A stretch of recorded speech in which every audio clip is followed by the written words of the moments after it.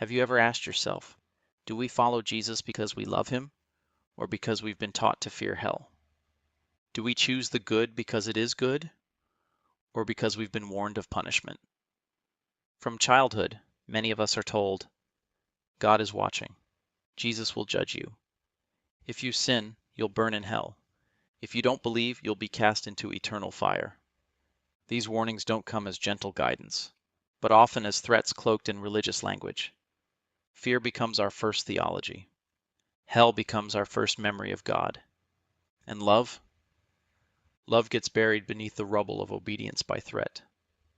We grow up not with open hearts, but with anxious souls, taught to behave not because it is right, but because we are afraid of what happens if we don't. And somewhere in all this noise, the real Jesus gets lost. When fear replaces Christ. Fear, when sown young, grows deep. It doesn't just sit in your thoughts. It takes root in your identity. You begin to believe, I am sinful, I am broken, I am deserving of wrath. And Jesus? He becomes the gatekeeper of heaven. Not a friend, not a savior, not love, but a judge waiting for you to trip. So we go to church not to commune, but to escape judgment. We read the Bible not to grow, but to avoid getting it wrong. We confess not out of contrition, but out of terror. And we do good not for the love of Christ, but out of fear of hell. But is that Christianity? Is that the gospel Jesus came to proclaim?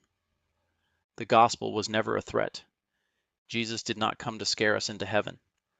He came to free us from sin, yes, but also from fear. Over and over he said, do not be afraid. Let not your hearts be troubled. Fear not, for I am with you. The Jesus of the Gospels is not holding a whip. He's washing feet. He's breaking bread with outcasts. He's weeping at the tomb of a friend. He's healing, forgiving, restoring. The cross was not a symbol of punishment. It was a symbol of love so deep that even death bowed down to it. So why have we replaced that Jesus with a terrifying version? Who counts sins like a tax collector and throws people into hell for not praying right? Can morality exist without fear of hell? The truth is, yes, it can. Yes, it does. Because real morality, true goodness, is not born from fear. It is born from love. Love your neighbor, not to escape hell, but because they are made in the image of God. Forgive, not because you're told to, but because you were first forgiven. Serve, not to earn heaven, but because Christ himself came to serve. What good is a heart that only loves out of fear?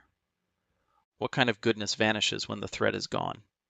A child who obeys just because he's afraid of punishment is not yet truly kind. He is cautious. And when the fear disappears, so might the kindness.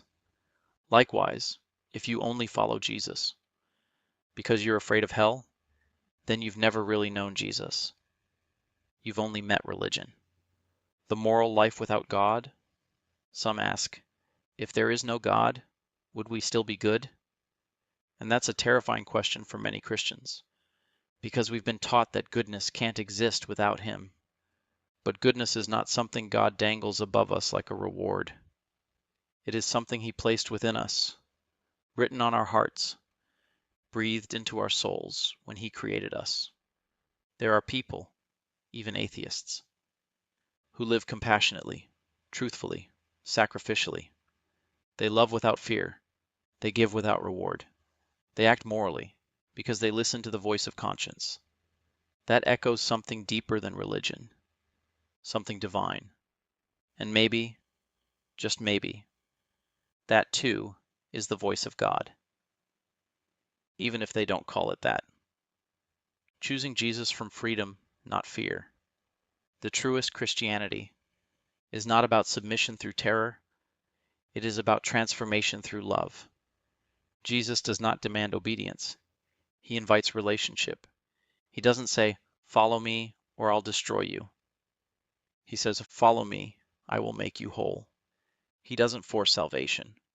He offers it, gently, freely, willingly. Real faith is not a deal. I'll be good so I don't go to hell. It is a surrender. I will love because I was first loved. And that love, it frees you from guilt, from shame, from the endless fear of never being enough. If Christ is love, why are we still so afraid?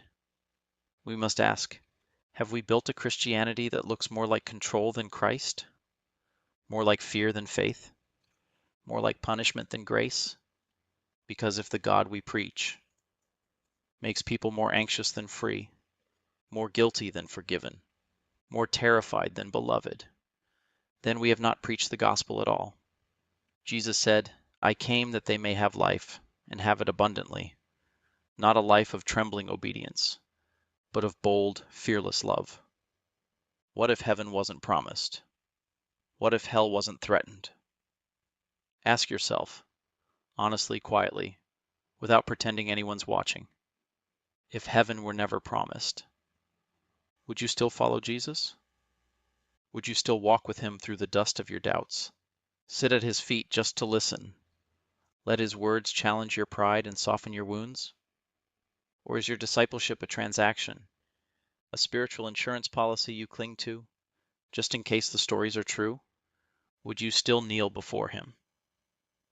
If there were no golden streets awaiting you at the end, would you still serve the broken, still forgive the unworthy, still pour out your love, if it earned you nothing, nothing but the joy of giving itself, because maybe that's the only kind of love that can be called Christ-like?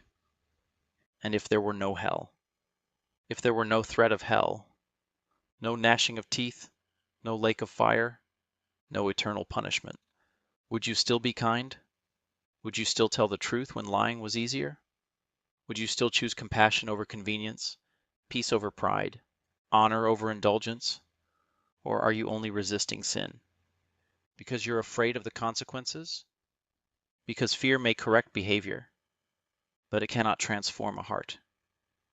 Jesus never said, be good or I'll punish you. He said, abide in me. He said, love one another as I have loved you. Not because you'll burn otherwise, but because love is the only thing that lasts. Because love is who he is and who he calls you to become. And if no one saw your goodness, if no one was watching, no eyes of heaven, no applause of men, would you still live in love? Would you still stop for the stranger? Still sit beside the grieving? Still choose humility over ego if there were no reward? Not in this life and not in the next? Would you still be gentle if no one praised you for it? Would you still forgive if your enemy never changed?